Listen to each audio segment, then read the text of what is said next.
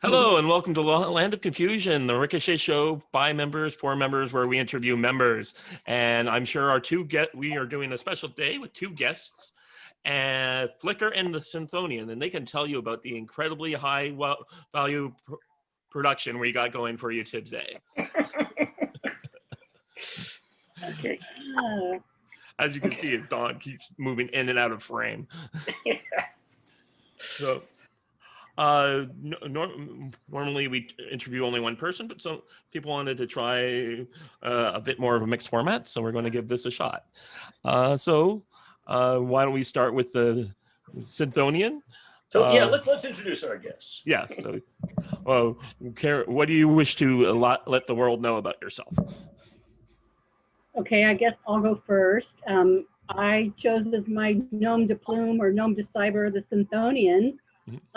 My husband actually dubbed me that, and I really haven't used it elsewhere, except in kind of politically oriented settings. So that's my nom de cyber. And let's see, I currently live on the east side of Seattle. I joined Ricochet in 2012 after sort of despairing about Romney's loss and looking for more like-minded people. And I grew up in a military family and was actually born on an Air Force base. So I didn't go through that transition, from liberal to conservative. It's not Churchill, but who's the one who said the thing about if you're not liberal at 20? That might be true. That seems to be attributed at least to him a lot. Yeah, and if you're not conservative by 40, something's wrong with you. I was never very liberal, so it may have been those formative influences. My dad during Watergate got disgusted with the mainstream media then and started reading National Review. And I think I was in junior high or early high school. I would pick it up and read it. And the quality of writing in the magazine at the time was extremely high. And so that was a big formative influence on me. Cool. And Flicker, how would you like to introduce yourself? I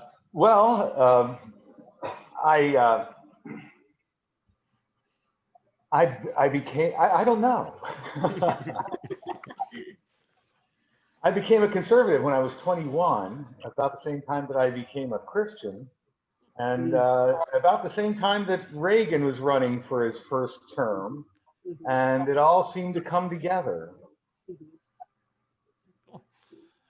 I know myself. Now, where? First off, let's place people. Flicker, well, where are you Flicker asked now? that we don't tell where he is currently. Oh. I was born on the East Coast, and I've lived a number of places in the United States, and yeah, that's good. That's good enough. Okay. Okay. And Synthonian, you said you're in East Seattle, right? East side of Seattle, not in the city. Let me be very clear about that. I would not knowingly or willingly live in a city run by those lunatics. But Can you see the city from where you are? No. Okay, good. I go to a higher place in town, I could. Okay. But I don't go there hardly ever, especially since all the insanity, and I just avoid a place like the plague. I didn't feel safe down there 10 years ago, so I really don't feel safe down there now. So. Yeah, now it's just crazy, but but I'm always interested in how people who live near there are reacting to this, because you folks have lived with it for a while. As you said, you felt it was dangerous before. Mm-hmm. But you have a view of it that most people don't have. Well, yes and no. Like I said, I'm not going down there and looking at it, so my view is a bit remote. A lot of it is from watching local media and reading a lot locally and local talk radio, frankly. I've been a big talk radio listener for, gosh, almost 30 years. So that definitely has a part. And there's also actually a couple of interesting Facebook groups. There's one called Save Seattle. It's very moderate. The people that run it are very moderate, but they understand and document the impact that what they correctly call homelessness Inc. has had on the city, and then now with the latest insanity and the city council and the inept mayor and the rest of it. Okay. And I want to also, what do you folks do? What's your day job? Your professions? I'll start. I recently retired, and I actually took a voluntary layoff package from what I like to call a large local aerospace employer, a name you would know, but I'm not supposed to, go into detail. I know, but anyway, I just call it a large aerospace company. So anyway, and I didn't get to do much very cool there. I was in finance, so my background is primarily finance and accounting, and I think I'm practical in that way, and like to follow the numbers, and and a lot of what I did in the last 10, 12 years there dealt with financial software.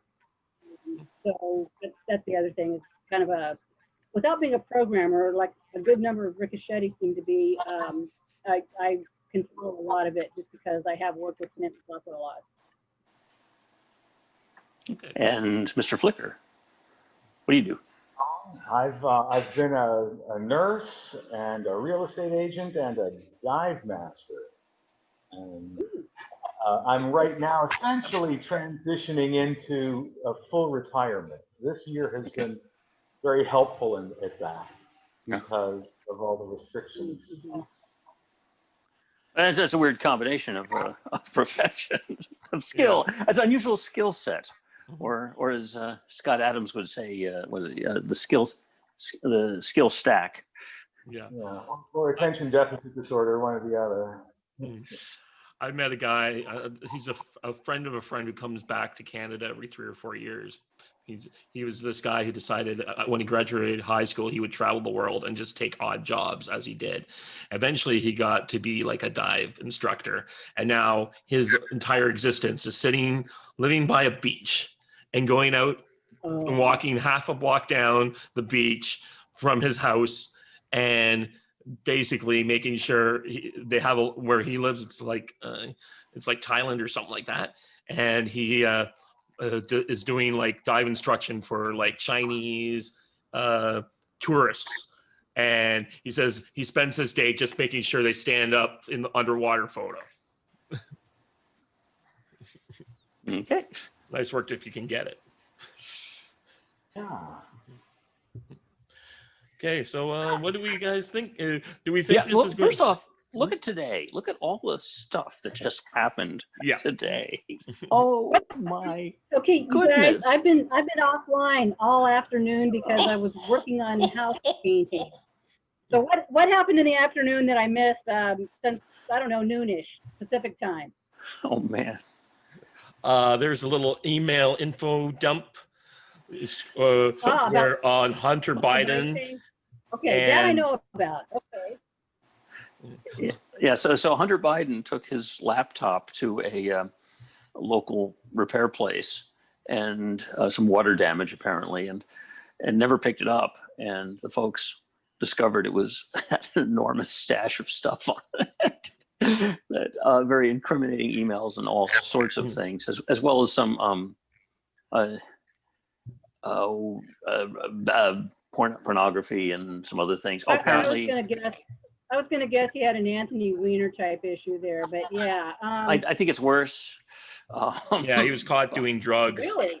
and having sex while doing those drugs. Did you see the pictures? The little picture of him passed out on the bed.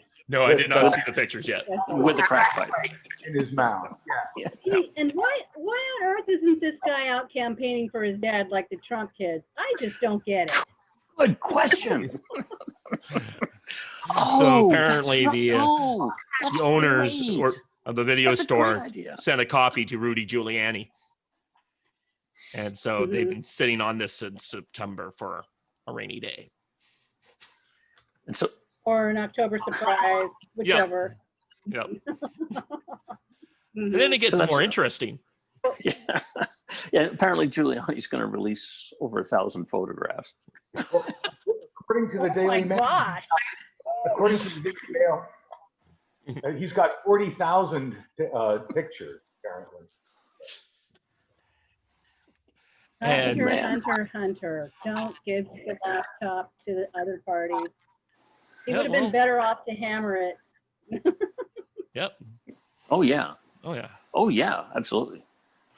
So Yes, yeah, take a lesson from the Hillary people. You know, take hammers and break those phones. No, That's right. that's standard operating procedure in computer world. Yep. Yeah, you take a hammer to especially the disk drive Yes, absolutely. because it's Where I work, recovery becomes really impossible quick when And you you batch don't the know disk drive. what's on there. I mean, my husband passed away a few years ago, and he was my IT guy, and we had tons of computers in the house. And he, you know, he wasn't really good about keeping up his password list. So at some point, I had to say, all right, I'm assuming whatever's here goes away with him, and you know.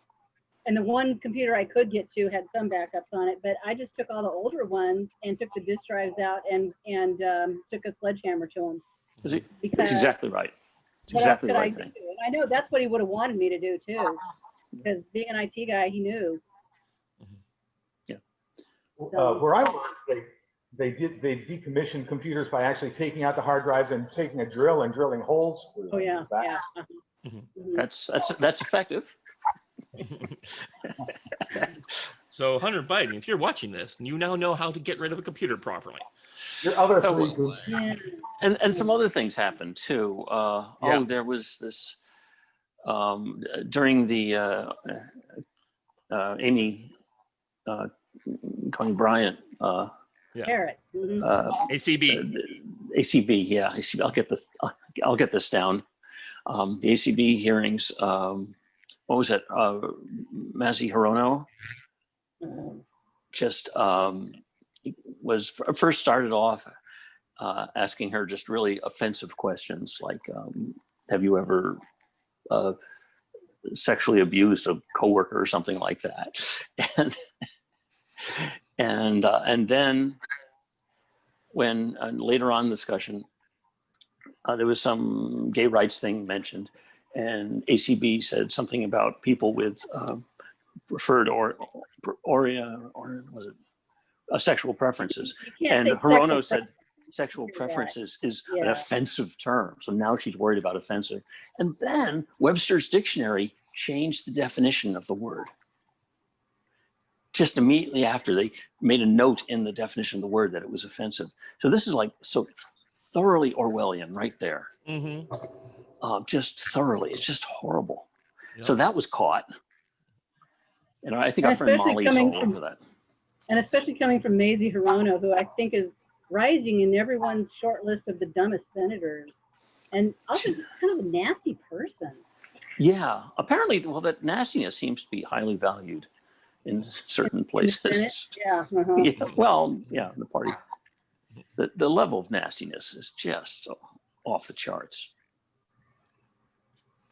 But also, we have censorship because Twitter and Oh, Facebook yes. are limiting, Facebook says they're only limiting the distribution of the Biden stuff.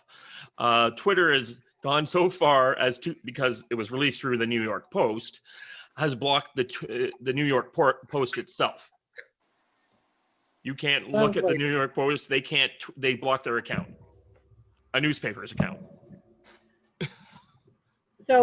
So you guys mentioned Twitter earlier, I think before the official start of the recording. And I have to say, I'm not and probably will never be a Twitter user because I refuse to monetize that and that censorship.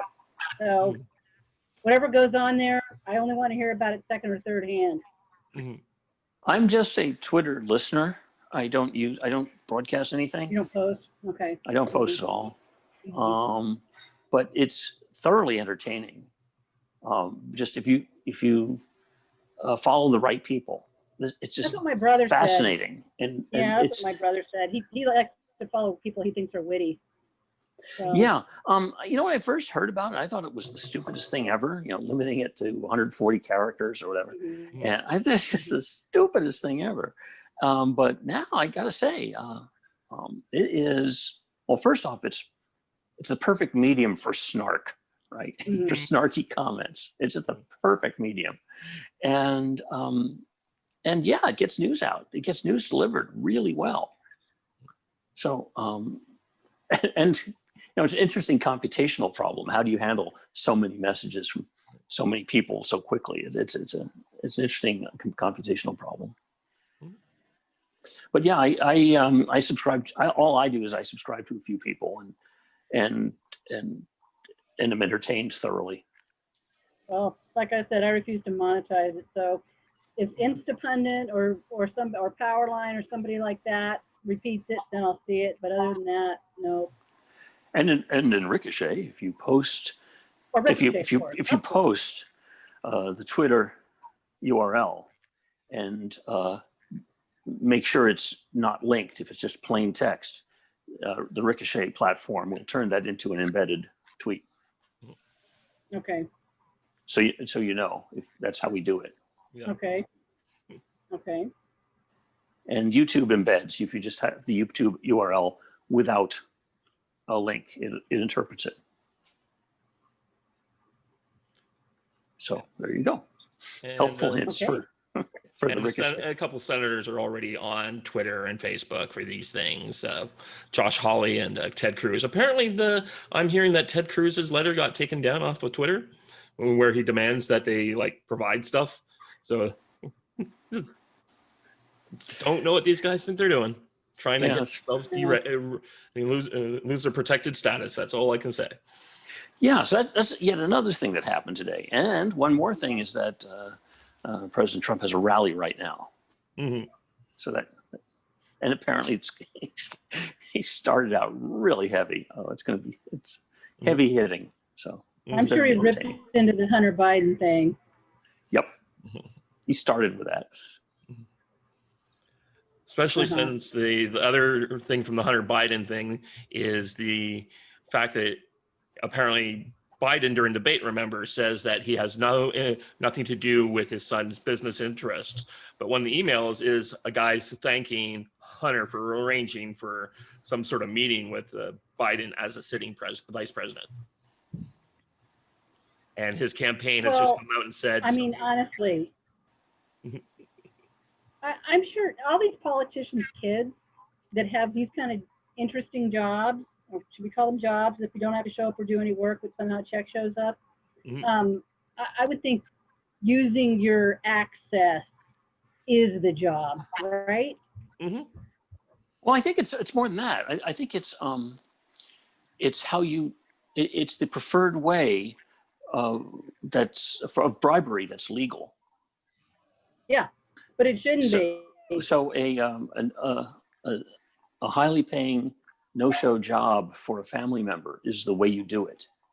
Witness that Michelle Obama, as soon as Barack was elected senator, Michelle Obama got a $300,000 a year no-show job at Chicago University of Chicago Hospital to be a diversity counselor or something.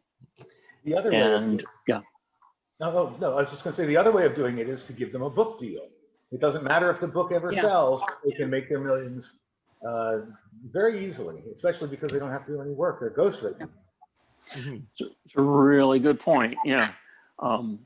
So yeah, these ways of implementing bribery, graft, that are technically legal. Are there others? While we're on the subject, I don't know. I wish I was an insider. I would know, but I don't. Putting your kids on your campaign staff seems to be common and legal, and a way to funnel money to them, or around the family. Kids or other relatives, I think pretty common. Yep. Unfortunately, I think both sides have done it. The best, of course, is always to start a foundation after you're out of office. Strictly above board, right? Mm-hmm. Yeah, foundation's always good. Yeah. Put your daughter in as the CEO of the foundation, and that keeps it all in the family. Oh, that's another one. Wasn't Mm. didn't Chelsea Clinton get some $500,000 a year job somewhere a few years NBC ago? News or one of the big networks. Yeah, one of the big networks. She also had a hedge fund job that, That was her she turned out first. that she had to produce like other stuff. Yeah, her first job I think was a Yeah. hedge fund job where she got paid an awful lot. Mhm. Mhm. Yeah, we had to. Was it? She was like getting paid $500,000 by and NBC, and showed up for 2 gigs, like on TV twice. I was like, oh, that's nice Yep. work if you can get it. So yeah, that's so Exactly. no. Yeah. So this is interesting. Can we do something about this sort of bribery? Should we, or could we? I don't know. I mean, one of the things we've done in Canada is really ratchet down political contributions. Like, my maximum amount I'm allowed to give to a candidate, to all candidates at the federal level, is $1,500. But that doesn't address the problem of Mhm. the families of candidates and office holders. Yeah, but we don't being seem to have that used to problem either, insert the except for the prime contribution. minister. Recently, we didn't really have that problem, because when you can only pay $1,500, the stakes just dramatically dropped in some ways. Like, there's just I remember reading a book years ago, and the guy said, at the time, Washington was spending $250,000 every second, and if you could get that stream of money put onto you, but if you limit the amount of money that's spent, you can drop things down. But then again, we have a lot of incumbency around here, so it doesn't always work out. Well, we have a limit too here. I don't remember what it is. I think yours is much higher. And you get Yeah, it's higher, but all it's the not- money. But it's a limit still. It's weird. But the issue is that's legal. It's this kind of extra legal gray area stuff. Mm. Like, for example, David, can the prime minister's wife accept a highly lucrative book deal for which few books are actually sold? She, like I said, in the past, this hasn't been happening until this current prime minister, where his recent scandal that cost his finance minister a job was to his foundation that got set up, was given a no source $1 billion contract, and then they found out his wife and his brother and his mother were all getting like high paid speaking gigs from it. So I guess Canada's not a good example when I thought about it. Okay. But it's just Okay. like, this is like a new thing for us. Okay. Until Mr. Trudeau 2.0 showed up, we didn't have this problem. Oh, 2.0. Okay. Gotcha. The real person that can Yeah. answer this question is, we should ask Joe Biden how he made $9 million as a U.S. representative and senator.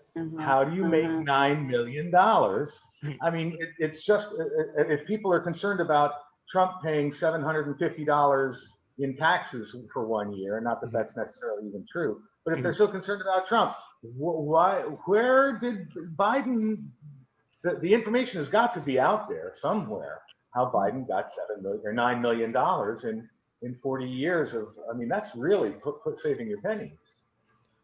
Yep, I'm pretty sure it was all in.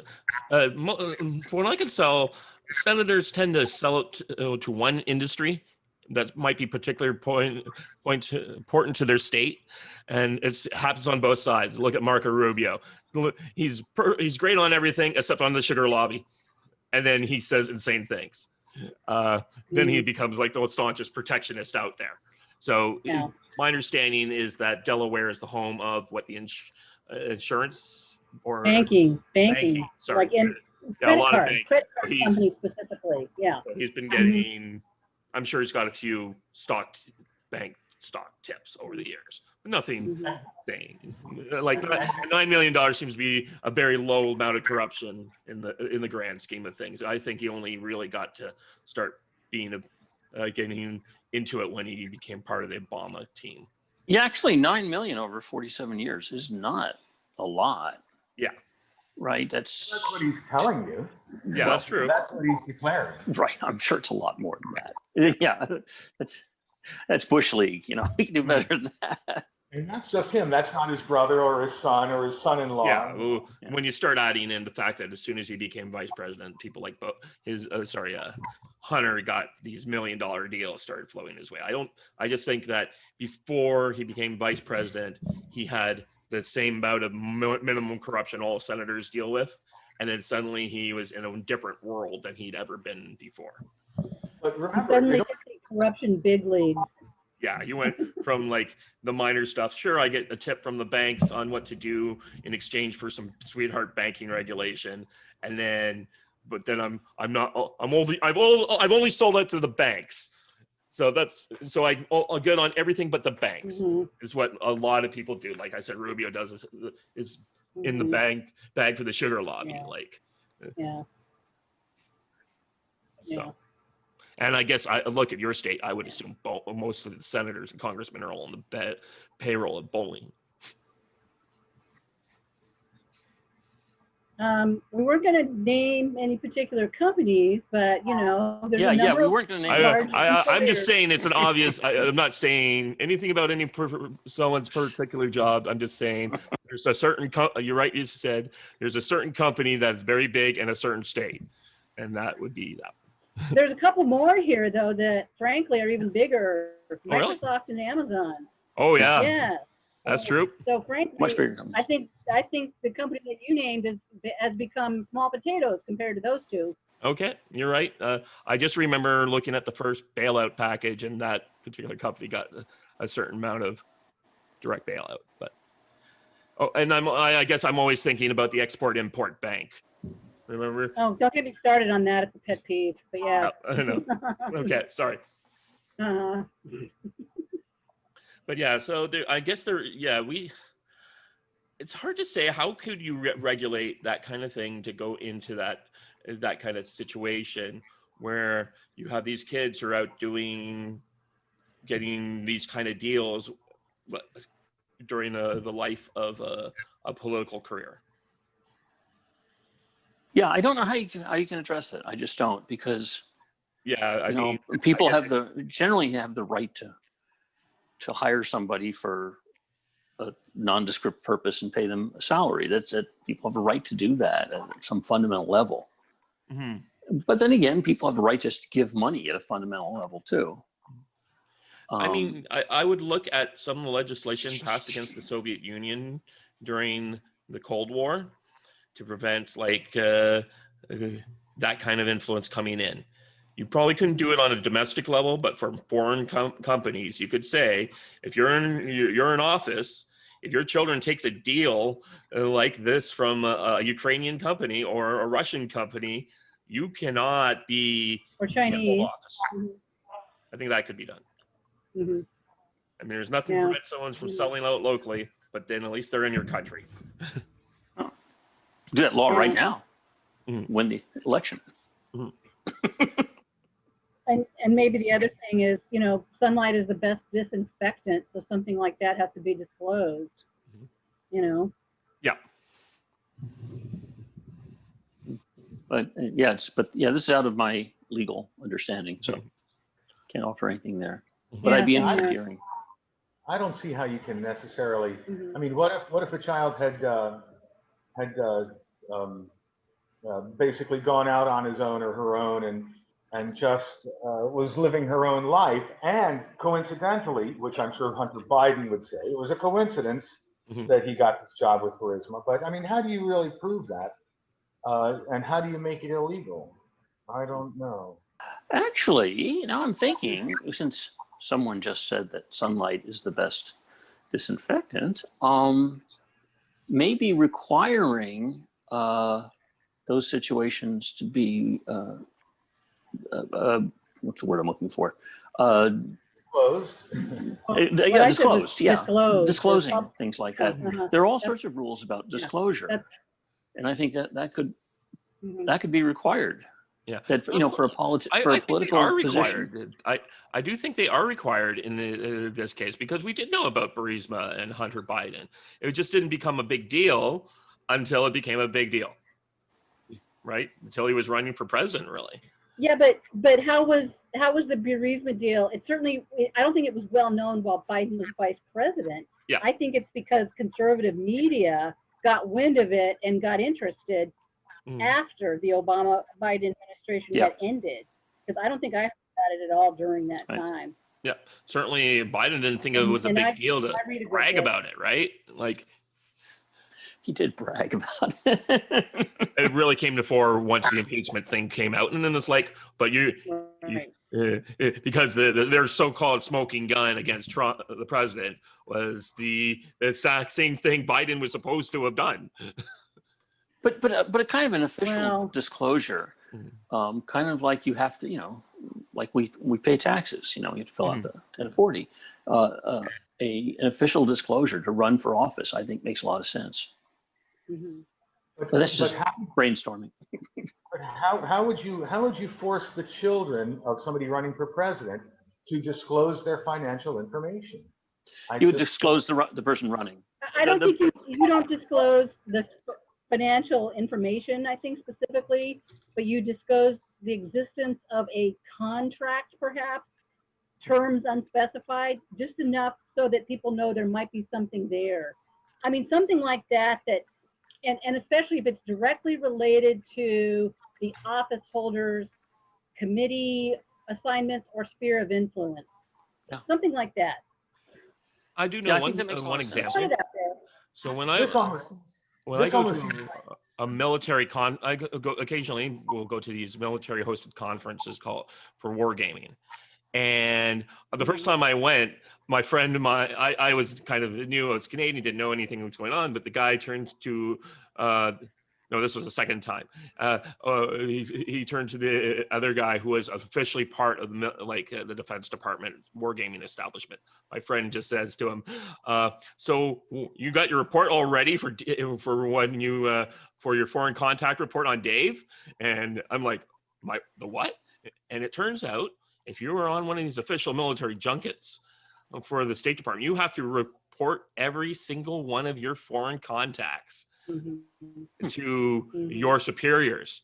And that would be a great way on Biden or anyone else, if they're meeting with someone who is not, if you're an elected politician at that level, you have to report every one of your contacts and the discussions with them.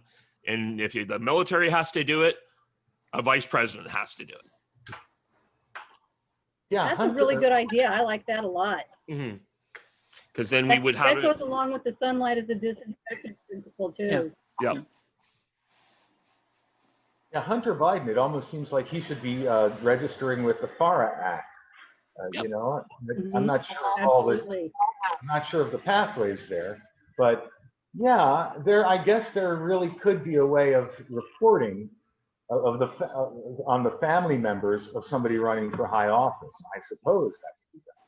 Yeah, but in the end, it is, I think, the best people to do it is continue to grow and expand conservative media.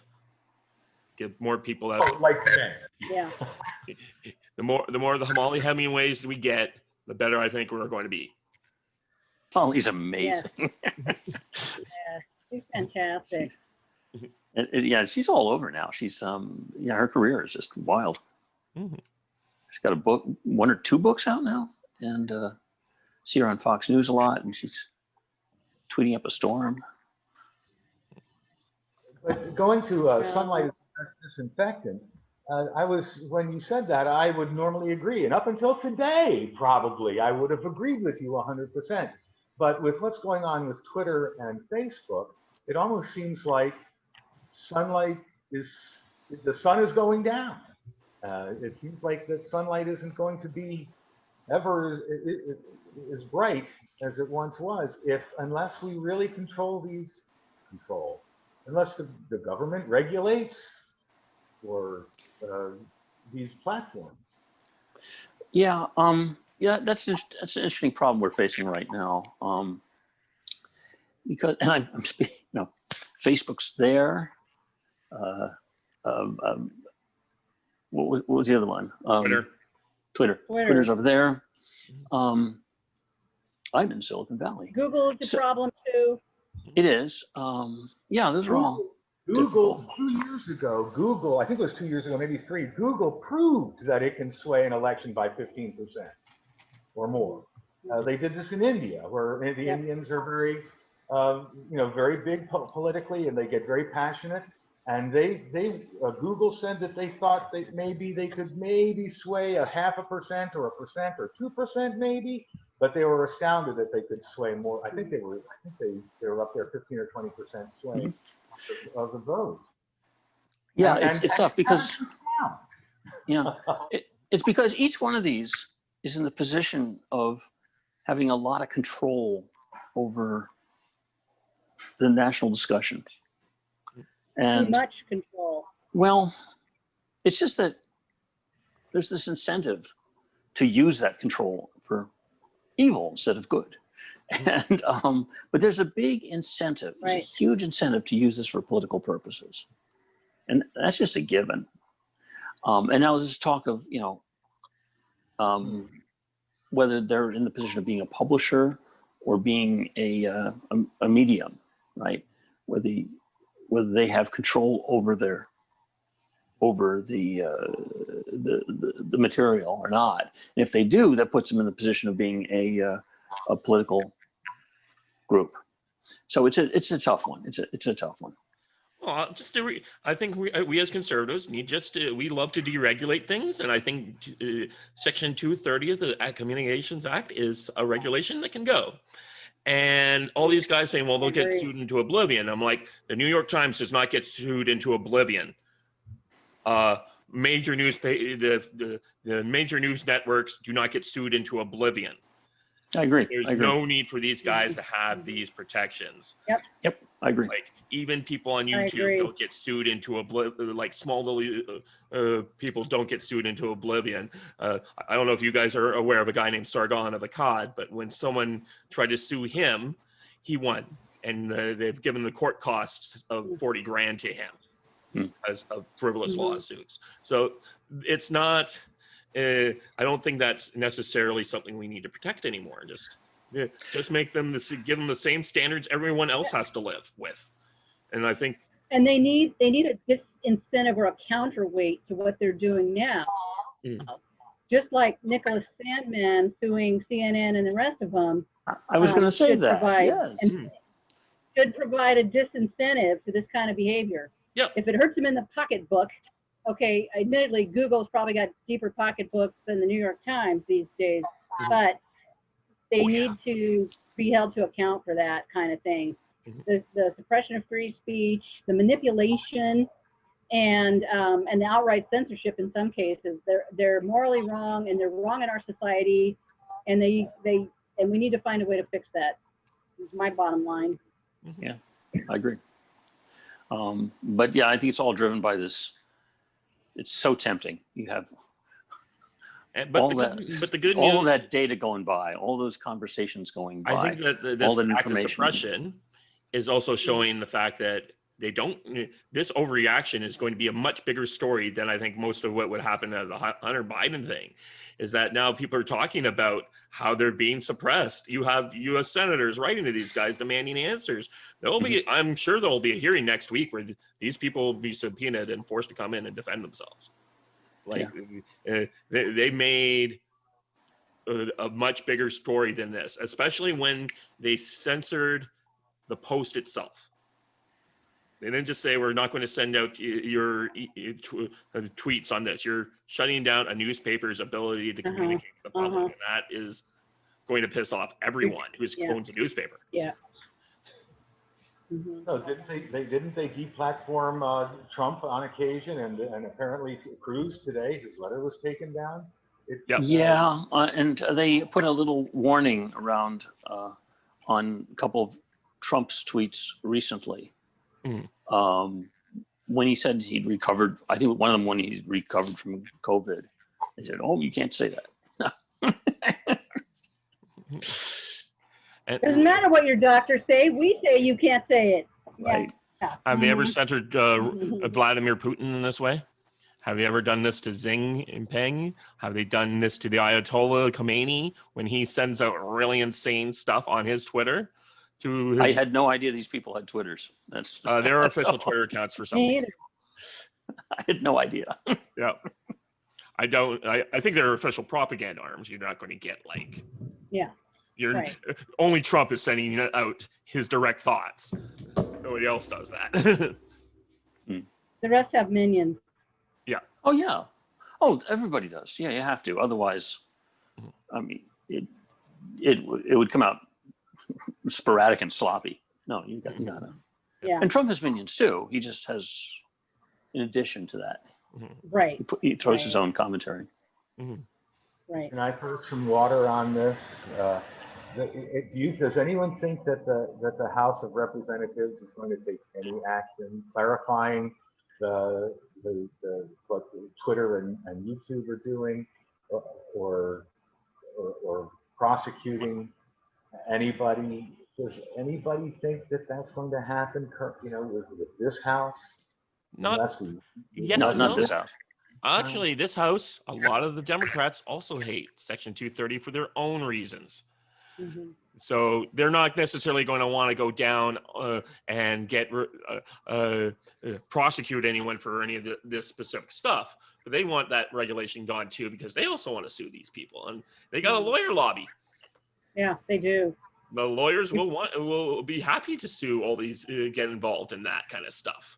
And Big if tech it's money. deep pockets, they'd like to get their hand in those deep pockets. Yep. Make them pay the same lawyer tax everyone else does. Well, the Right. class action suit certainly would hurt Google. Mhm. That's 60 million people suing, I think. That would be pretty Yeah. good. So, yeah, and so yeah, the Democrats have their own reasons for wanting that regulation to go. So it would not surprise me in the next, probably not this House, but within the Right, not next this house. 4 years, especially the president gets reelected, we'll probably see something happen. Yeah, this house would never do that because Yeah. they're in it for the big election. Yep. So what does everyone think about the president's chances? All the polls keep telling me he's going to lose. I think he's going to win until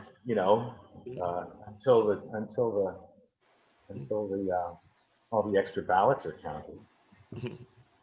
Yeah, I think that he's got a 52% chance of winning. Okay. I just want a happy surprise like 2016 where I thought Hillary was going to win. And then when I checked it, I don't know, was it midnight or 2 in the morning? Because I gave up and went to bed. Midnight or 2 in the morning Pacific time. And I was like, oh my gosh, Trump won all these states. Woohoo! You know, and keep in mind, I wasn't a highly enthusiastic Trump voter at the time. I mostly just didn't want Hillary to get in. So, I was in that camp where, anything but Hillary. Yep. So it was a pleasant surprise that he won, and he's done much better as president than I ever would have expected, despite his tendency to verbal gaffes, his inarticulateness, and his in-your-faceism. I'm okay with that if I can have the policy and the judges and some of the kind of good things that he's done. I can live with the rest. I like his personality and his pugnaciousness. Yeah. I just think he's great. Yeah. And I'm like you. I thought that he was, honestly, I didn't think I didn't think he was going to turn out 10% as good as he had. And so I'm just really happy. Oh, great. I've said before that I think it'll be a landslide. I think he'll win by 100 or more electoral votes. And I believe You that. really think that, John? Boy, Well, you are a happy warrior. I man. am. And Mhm. okay. How much did he win in 2016? How much did he win by? Like It was like 70? It was like 72, 73 electoral 70 or votes. 80. Yes. That's a Wasn't it 70 lot. or 80? Yeah, that's what sticks in my mind. So Yeah. when I say 100, it's not a lot more. And well, the cute answer is he gets all 50 states, including Greenland, right? Yeah. But but what I think, this came to me recently, is one of the reasons the polls have been so wrong, besides there being, they want to slant their numbers. But I think one of the reasons polls are wrong, an innocent reason, is that Trump is not a politician and he doesn't do things the normal way. What's more, That's true. he's like a serious entrepreneur. He's had like 500 business entities, and people in the entrepreneur business have to think creatively, have to think outside the box, have to play six-dimensional chess. If they want to address a market in a big way. We just lost someone. Yeah, I'm sending in a message right now. We lost Flicker. But we are only going to be on for another 10 minutes. But okay, but I was saying entrepreneurs are naturally creative about addressing their markets, right? Their business. That's true. And no one can accuse Trump of being uncreative. You just can't. He's very creative. He succeeded in widely diverse fields. And that they haven't taken into account because he does things differently. The usual metrics don't mean anything. And I think the polls are running off the usual metrics. So yeah, that's, and look at if we look at the rallies and all, it's just crazy different. You know, the rallies, you know, tens of thousands of people attend them, and another 130,000 watch them in real time, and hundreds of thousands more watch them later. My goodness, that's huge. And you know, Biden shows up, there are like 12 people there. And they're all journalists. Trump supporters. Well, and we've got these Biden rallies where Trump people show up with the signs, the Trump signs and things that outnumber the Biden fans. So I mean, it's crazy different. That said, I'm a realist. I know there's going to be a lot of voter fraud. So, and that's what I thought 4 years ago. I thought that Trump was going to win, but that the voter fraud would likely bring Hillary the presidency. Luckily, that didn't happen. So here he is. Do we have him back in? So, but I can say on the voter fraud front, I watch a podcast / YouTube show called Viva Fry and Robert Barnes. And Robert Barnes is a very well-known civil rights defender in the United States. And he says, what will likely happen if there is back, yay! Hey, welcome back. We were just talking about voter fraud. No, we're talking about Flickr. Yeah, but he said that if there's any dispute, you go to the Electoral College. So if states are too busy counting, it will be much more likely that the judges will do what they should have done last time in 2000. They just say, okay, well, we're not going to set the floor, your things, and we're going to go to the Electoral College. And Trump currently has, because of the Senate breakdown, he'll win there if it goes to Congress. But what I was thinking was Pennsylvania. He won Pennsylvania last election, yes. didn't he? But he won by a slim majority. Yeah, he won very slim.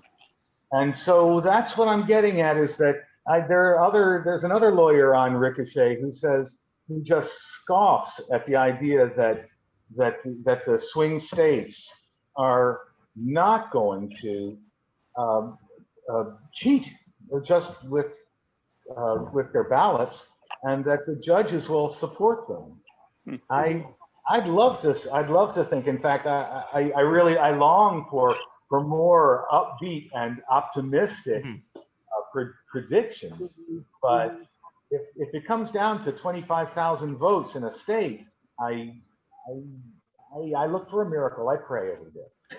Well, in the case of Pennsylvania, I don't have the numbers on me, but the number of new Republican registrations, voter registrations, Republican versus Democrat, it's something like a 3-to-1 ratio. Yeah, Republican to Democrat, the new registrations. It's something like that. And folks like Scott Pressler's work, he's spending this whole month in Pennsylvania getting people registered.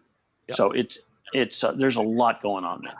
The ground game, I think, is going to be the important factor in this election. Good point. Good point. Biden and the Democrats decided not to have a ground game until very late because they didn't want to risk their workers to COVID. And they've basically given up a lot of ground that would normally be done, but they weren't sending out door knockers. They weren't doing that's why I have some of these registration numbers. So it just seems to be, I'm predicting a much more bullish opinion on these states are not going to be carried by 80 or 50 or 1,000 votes. I think they're going to be carried by 100 or 200,000 votes. And I think we'll just see, I think and another thing, I don't think Democrats want to risk the COVID in the way Republicans do. Oh, that's a good Yeah, point. that's true. Did you see that poll about how has the fear of COVID affected your behavior? And it's lopsided, vastly lopsided in terms of the impact on Democrats versus Republicans. Yeah. Republicans are much more willing to go about their lives and their business. Yeah. So when these Democrats, even if they are angry at Trump, show up at the polls, because the vast majority of people are still going to vote on election day, and see the lines around the block, they're going to take a look at that and say, do I really want to risk my life to defeat Trump? Or for Joe Biden? Yeah. Oh, he's gone. Look, we lost Flicker again. Yep. He's flickering. See that too, John. But going back to the point though about the willingness of Republicans, that was the Democrats' whole push for the massive mail balloting, though. So for the states that have belatedly implemented or expanded that, it provides something of a counterweight. So that's my one concern there. Plus, it's fraught with opportunities for fraud in and of itself. Yeah. I mean, Washington we've had mail-in voting for about 2 years. And as long as we have a Republican Secretary of State, which fortunately we have had for 6 or 8 years now, she was doing a good job making the county keep their voter rolls clean. However, our Democrat legislature then went and pushed the registration deadline out to the day of the election, although you have to go to like a registrar's office, or there's a couple hoops you have to jump if you go that late. But it's not impossible to a determined fraudster. I suspect that that's how a few close races flipped last time. It was close enough to the election. They were pretty sure they needed more ballots. They went and did a surge of late registrations to get some. Wisconsin, I think, how the governor there lost. Yeah, which I'm pretty sure that's how some of those lefty city council members got reelected the last time when they frankly shouldn't have. Seattle City Council. So just as a case in point. So that's the trouble with the mail-in balloting. It can just be gamed a lot of different ways. Oh yeah, absolutely. But and there's no chain. One of thing custody, about mail-in balloting we need to remember: they spoil up to 30% of ballots. Democrats might, that's one thing someone said about the Democrats, kind of clued in late to the game, but too late to change their minds because they had pushed for this so hard. They started realizing that there were 100 people who sent in ballots covered with disinfectant. Oh yeah. It's complicated. That's so funny. Any ballot that goes in that is not in the little envelope that comes inside the envelope, they don't get counted. Like there's going to be scrutineers and lawyers from both sides in those rooms, and it'll be just like, where are these ballots coming from? What's going on here? Like, if you're counting on those that to make the difference, it's not necessarily likely to make the difference this time. I think it was a Hail Mary pass on the part of the Democrats. So we'll see. Maybe it has the same percentage of chance as those do. Yeah. So they talk about the red mirage and like he winning and then ballots coming in, but I think those ballots will be contested as old hell. So like they said, they might not know who's president till February, but I think we have a good idea who'll win. I think we know.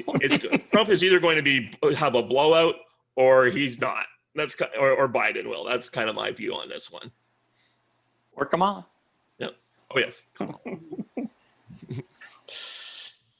Anyways, that's kind of like, I think that's a good way to end the show. I think. I think so. Unfortunately, Flickr keeps flickering in and out, so why don't we end it here? It was great seeing you, Synthonia, and I still don't know your real name. I'll tell you later. Sure, no Ooh. problem. Learn a secrecy. Aha. Excellent. So this has been Dave March, and this is the Land of Tony. Confusion, and we'll see. Oh, I'm going to announce next week's guest. We have Dr. Bastiat. Oh, excellent. So, And by the way, we also Excellent. have a Bastiat Jr., and we don't want to yes, get them well, confused. I'm currently going through our list of subscribers, and when we interview all of them, I'll start tracking down other people. Yeah, but yeah. Okay. Okay. Thanks for Sounds watching. great. It would be fun to do. It would be fun to do a double session with Dr. Bastiat and Bastiat Jr. though. Oh, just yeah. a thought. Oh, well, here he is coming last time, so we'll give him a Oh. chance for him to say Give goodbye. him say goodbye. Mhm. Flickr video, please. Ah, there he is. Hey, so we were just actually signing off. Oh, But, yeah? It's your opportunity to say goodbye to all those people. Yep. I'm terribly sorry about them. That's okay. We all have different connections and things. But I just want to let you know, next week's show is going to be with Dr. Bastiat. Very good. I'm glad. Okay. I've been looking forward to this. Okay, great. Okay, well, that was the Have you show. guys on? And It's been glad to fun. see you guys come back. See you guys. Okay. See you in the comments. Bye. Take care.